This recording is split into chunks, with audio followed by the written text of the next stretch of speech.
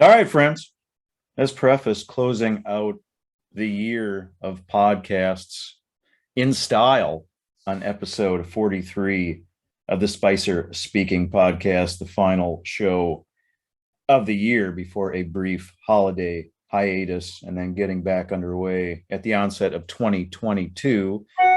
He is a friend, he is a colleague, he is a supporter of this endeavor, and he's now back in the desert after his annual departure up yonder Washington State to go play grandpa. Of course, along with his sister Janine Henebry, they form the Henebrys, which, if you've listened to this show a time or two, you should know the website verbatim. You should know it by heart, but you can check out that vast international and domestic portfolio of golf courses online at the Henebrys, HENEBRYS.com.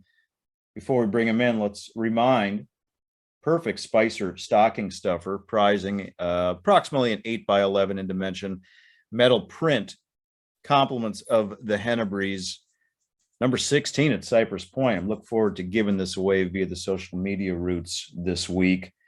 Let's bring in our pal, Johnny Henebry. Johnny, welcome back to the desert, man. Thank you. Great to be back. Yeah. How long you been back for? I came back in the first week of October. Then I skedaddled to Missouri to do the big Cedar Lodge golf courses for Johnny Morris down there at the at Bass, Bass Pro Shop. He's the owner of that, and he's got a Nicholas, Fazio, Tiger Woods, and Core Crenshaw. Pretty good. He's just getting those all up, and they're all coming online. They've come online in bits, but now they're all open. And they're 14 miles from Branson, in above the lakes and in the woods, and just gorgeous. It's definitely a Bandon Dune-esque destination. I certainly look forward to talking about that shoot and that endeavor. Maybe we should go chronologically. At least maybe that's just how my mind works. I don't know. But of course, when you were gone, you go up to Washington State. You play Gramps, you spend some time with your son. You've been back in the desert for a spell, but we just saw each other for the first time when we got out to knock it around this weekend past. Always good to have you back, man. I like when you're here. I also like, and this goes back to our introduction about a decade ago when you were up in NorCal at Pebble Beach, where you and your sister are among a short list of those who are licensed or credentialed to actually shoot at Pebble Beach. I know I asked you this when we played golf the other day. We don't know exactly how many people are on that list, but it's a short list of those who are able to shoot Pebble, yeah? Yeah, I think it's about 4 or 5 people. And you guys have been doing it up there for, I think we can say, decades plus? Yes, decade plus. Of course, this trip, from which I've seen the results, I'm looking at some of them right now. There are some images here that look like no other Henebry images, John or Janine, that I've never laid eyes on before. Tell the listeners, or for those that are tuning into the YouTube version of this chat, tell the listeners and viewers why it's different. Different. I think it's different because we got, during the summer, we got our drone license, and flying around before that for like a year, and we know we needed a license, so we got it, and I had to study for a test and go to the airport and take a test. Little stressful, but I did. I did okay, and I got a probably A- on it, so it's pretty cool. And there's no cheating. They put you in a room with cameras, and so anyway, that gave us the freedom to really fly our drone around Pebble Beach, legally and with full permission, and quite exciting and different. And, we've been up there before 2 times with a lift truck that they've been very kind to let us hire a lift truck. A Genie High Reach, we go 40 to 60 in the air, but you can't get it to every spot on the golf course that you want to. Yes, we got some signature, gorgeous, beautiful shots with the 2 lift truck times. And there's one time with a helicopter It took us I'm not exaggerating, 3 years to get the photos that we got that are now some of our best sellers. I will say that. But we had to have the waves, the weather, and permission from the homeowners, which Pebble has to secure, which isn't that easy. So everything had to come together two or three times before that canceled, right at the helicopter company in Watsonville. Right. The day with the big surf, everything came together. We got it. But with the drone, you can just turn around and go home. It's like taking a lift truck or helicopter in your Pelican case and shooting photos and shooting them when you exactly want to shoot them, and so it's quite exciting technology. Yes, some of my competitors have already been doing it, but I'm excited to do it. And I'm going on Thursday up to LA to get a demonstration on the Sony new Sony drone that's just released. I got one of the first orders in, and it'll enable us to take a 35 millimeter Sony 60 megapixel camera up in the air, and that's our next trip to Pebble. So we're waiting for the waves, and we're supposed to get the drone at Christmas, and hopefully in January we're going to go back up there with that. Couple follow-ups. Absolutely exciting. I mean, based on the new images that I've seen of Pebble that you shot, exciting to be sure. Yeah, a couple follow-ups there, man. I mean, you mentioned the drone license. I trust that there are some listeners, or again, in the case of the YouTube viewers, are interested to know that licensure.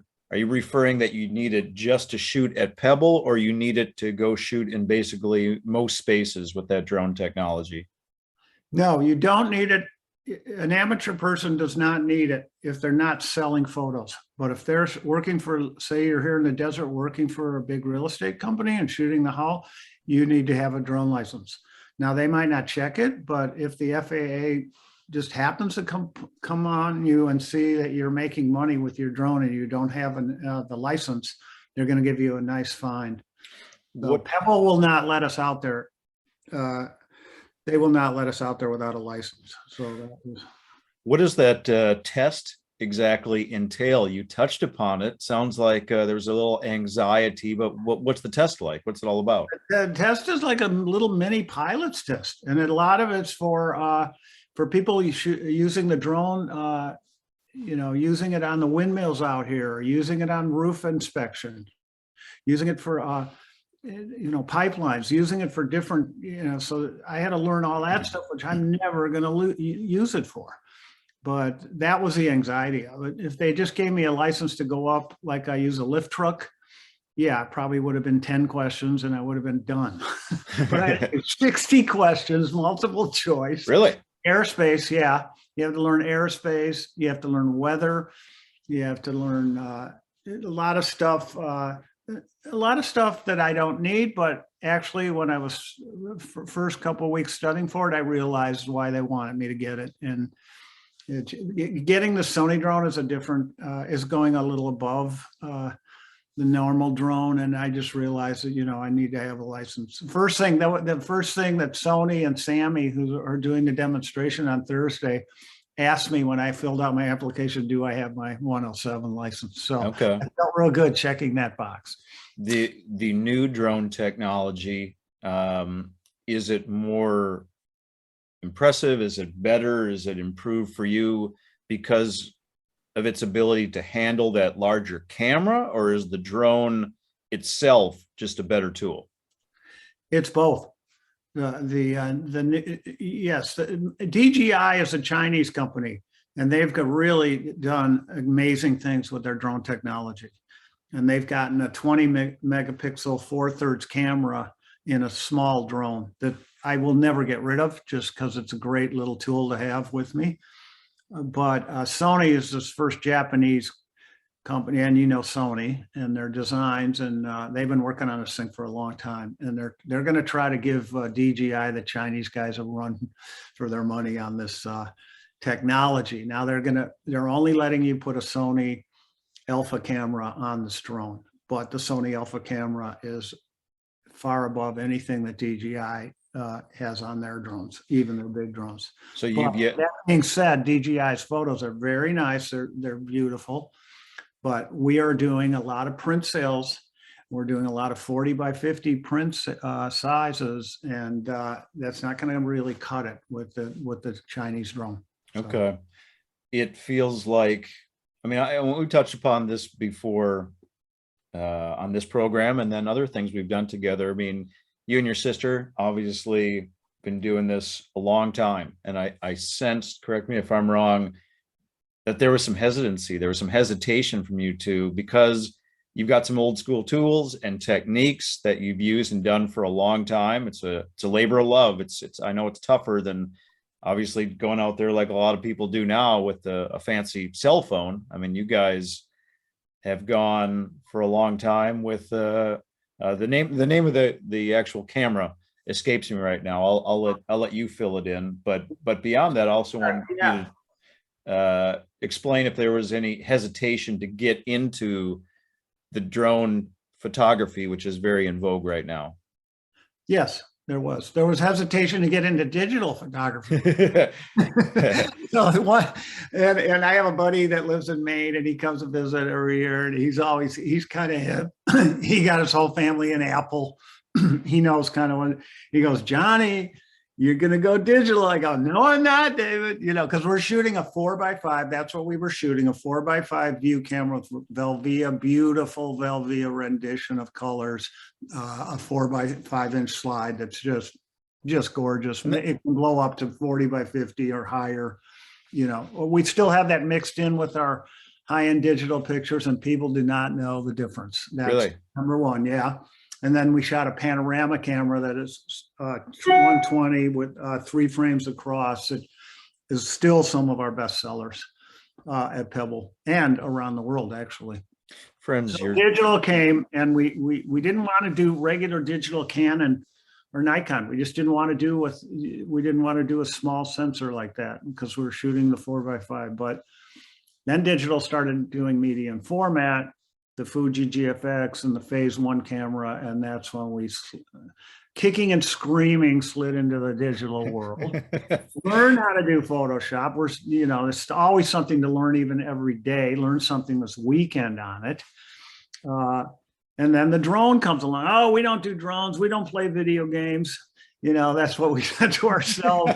Then I go to see my son in Port Townsend, Washington, last summer, and he has his own construction company, and he's using a drone to put on his website of his finished products. And we had stopped at Bandon Dunes on the way up there, and at the New Sheep's Ranch golf course, and I just looked at my wife walking down the 9th hole going, we need to get up in the air. They're not going to let us have a lift truck anymore. Mike Kaiser let us have the first shoot on Bandon Dunes with a lift truck we had for 2 weeks. We nailed the place. We were the first people to get the cover of Golf Magazine of a golf hole. It was the 5th hole at Bandon Dunes. But that's just, there's too many photographers now. They're not going to let you take a lift truck out there. So I just looked at, and I looked at my son, I looked at the drone, I go, I got to do it. And actually one of my competitors in Atlanta, Georgia, walked me through the thing. He was a great guy. He helped me do it. He gave me a lot of confidence to do it. And friends, you're tuning in. I'm sorry, Johnny. I was just resetting, letting folks know who you are. And of course, the Johnny I referred to is John Henebry. He and his sister combine to form the Henebrys. Find their vast portfolio online at the Henebrys, HENEBRYS.com. Don't forget about this week's giveaway of an 8x11 metal print, number 16 at Cypress Point. That comes compliments of the Henebrys as a Spicer stocking stuffer in this holiday season. Johnny, I want to stick with Pebble one more time and the drone photography. I mean, I've seen your work, I think all of it that you've published, and some of it that I think that you've just shared with me, that we've even worked on together for some deep captioning and things like that over the years. What you sent me recently with the new drone photography, I mean, some of these, man, like, again, these are things from you that I've never seen before. And some of them, if not most of them, my humble estimation, they're astounding. Like this one that you got, I believe it's the last one that you sent me. I mean, straight on top of number 7, where you're looking. No, that's 10. Is that 10? I'm Yeah. sorry, man. Oh, that's cool. We did 7. We didn't put it. We already put 7 on the Instagram like a couple days ago. So we didn't put it in this pile. But that's 7. That was old school working together. My sister's working and she goes, come on over to 10, come on over to 10. And we did that shot together. It was really cool. We had the whole week, we were back to like when we were, shooting PGA West for the first time at the stadium course with our 4x5, knowing we're getting something very special. And that's the way we felt last week at Pebble. So, I mean, some of the details, I mean, this vantage opens up so many different textures and yes. elements of what a golf hole, especially one so dramatic, looks like. And I mean, heck, it's from such a dramatically different angle that obviously I didn't even recognize which hole it was. Now I see the proper labeling that you did supply me. The other one, and this one I know I got right, is the 8th hole, the famed 8th hole at Pebble Beach, where the angle of the crevasse, and I'm not even just talking about the awesome lighting that you're able to get on the rocky ledge, which is incredible. It's like a golden brown, such stark contrast to the emerald green and the blue and the clouds. I mean, that shot, man, I've never seen anything like that from you guys or anyone. That one is awesome. I know it is awesome. It's really funny. I'll tell you the whole story. I'm over at 6. I'm looking around because we don't really have we had a lift truck on 6T way back. 6 is that big gully, and then it goes out to where Tiger was in the US Open down there, threatening to make his first bogey of the whole tournament, but he hit it up there stiff from the big grass on the right low side. But anyway, guys, we know all the guys there now, which is cool. We know all the people that work on the golf course, the new superintendent, Bubba, and Chris, the head guy for years, has moved to Monterey Country Club. All great guys. And this one guy's working and he's setting the fence, this little fence where they're not supposed to drive on 6. He goes, John, if I was you, I'd go over to look at 8 right now. That's how and I'm like, I've done 8 so many times, but I go, I'm going to do it. And I went over there and that's what I saw. I mean, I mean, that one, and before I even saw this, I was going to make a Henebry request for that specific hole. I mean, one of the coolest holes in the world, to be sure. I agree. But I mean, is there an ability to get the drone like eye level with the crevasse and the landing area? Can you get it in that little pocket over the water between the rock wall, looking at the fairway? That would be so cool. Spicy request. No, you can. But I was like, we're running out of time. Those clouds came in, they covered the thing. But that's why when we go up there next time, hopefully it's going to be in January, they set the stands for the tournament, which wrecks our shots. So we're trying to get a big wave day to get up and good weather to get up there before they do that.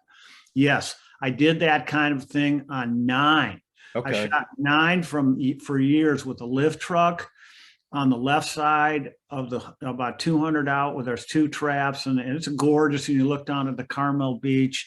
But this year with the drone, I went way up by the green and did a crevasse. I don't know if that's in there. I think it is.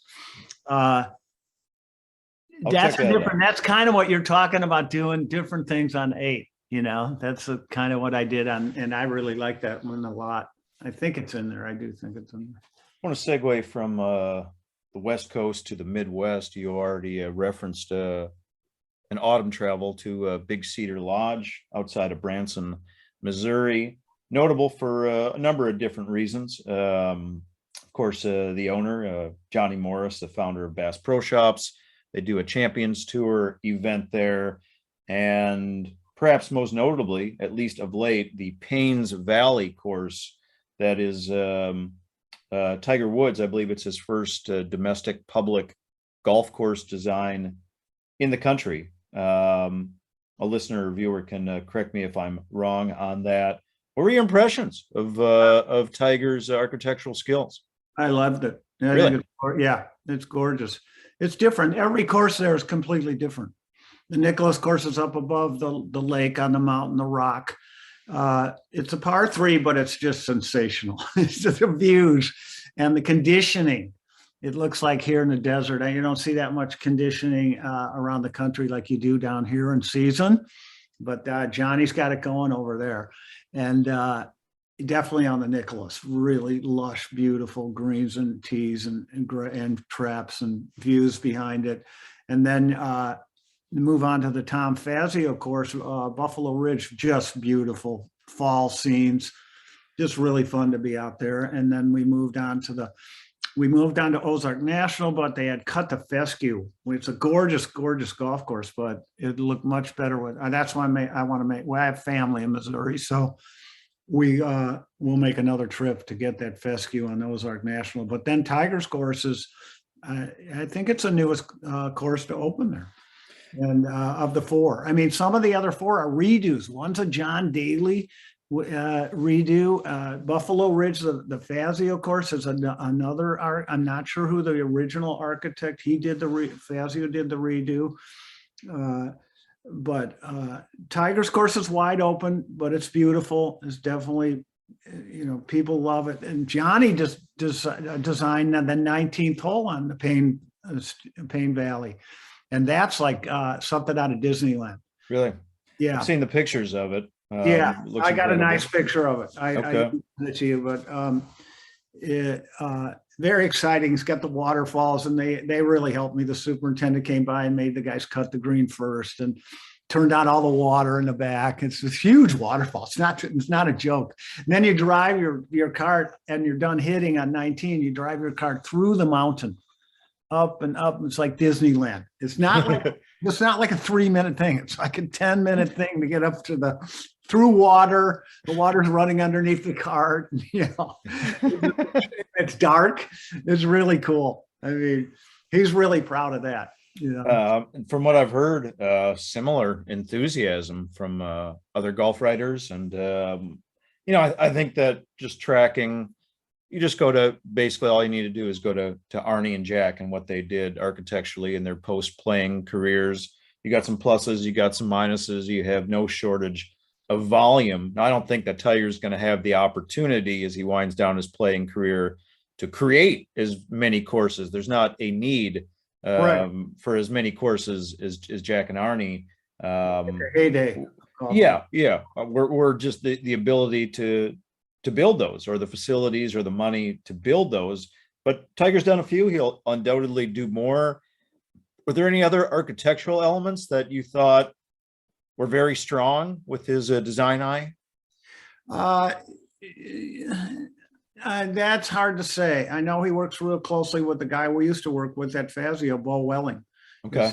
Guy. And he's really excellent. So both of those guys with Tiger's playing eye and Bo Welling's years of design work, they're going to do some amazing things. I know that together. Okay. So, yeah, no doubt that this is one of them. This is definitely one of them. Okay. Yeah, no doubt that he will have a pretty dramatic influence on what courses are, again, able to be built as we move into the deeper into the 2020s. We might not have all that many opportunities, but you look at the signature tenets, the signature design elements of what Jack has done, what Arnie has done. A lot of Jack's courses, public courses, are pretty damn hard. Yeah. A lot of Arnie's public courses, in my estimation, they're easier. I like him more as a designer personally, but what I see from his courses is, yes, they're easier. You have a lot of outs. You have a lot of kind of layup areas, but for Arnie, his safety areas usually then force you to hit a tough shot. After that, we can think of some of them just around here. There's no shortage of choices from either of those guys around here. So I'll be curious to see the architectural philosophy with Tiger as he continues to design more courses. Tiger's designing a course in Chicago on the South Side, South Shore Country Club, which my parents and my mother and Julie Dowdle and all, they were all members down there as kids. And it turned into the city took it over to public course, and he's designing that with Bo on the lake. That I'm real interested to, I'm real interested to go there and photograph it. That makes two of us, buddy. And it's, as you said, it's a public municipal golf course. Yes. Yeah. Well, you mentioned family, so let's close it out with this today, my friend. We've got the holiday season. You're going to be spending it with any of your extended many tentacles of cousins. You guys are going to have a more intimate holiday season. Do you have any wish list? Wish list is my grandson. I wish he was here, but he's coming in February. That's the word. So okay. I get to get him out. I want to get him out in the course like Little John Daly was started at 2. Or Charlie, maybe Charlie would. He's a little chunky like Little John too. Right.